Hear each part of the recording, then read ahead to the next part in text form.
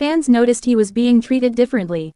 NCT Dream recently held a fan signing in Qingdao to meet Chinese fans who were excited to see them.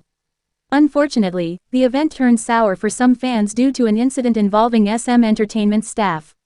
Fans noticed that Jaemin received unfair treatment compared to the other members. During the event, fans noticed that Jeno and Jisung, the members beside Jaemin, were wearing headbands and accessories that were gifted by fans.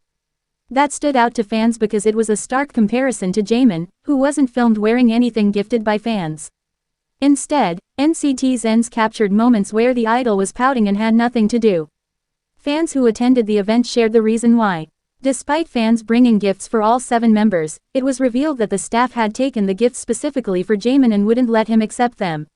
One of Jaemin's most popular fan sites even shared their experience of bringing Jaemin multiple headbands but was sad when staff immediately took them away from him. The staff's treatment of Jaemin further angered fans when seeing him keep his smile to interact with NCT's ENs. Fans didn't let the incident go under the radar. They voiced their anger at SM Entertainment by trending the hashtags #Jaemin deserves better and #SM Befairtoyemin to call attention to it.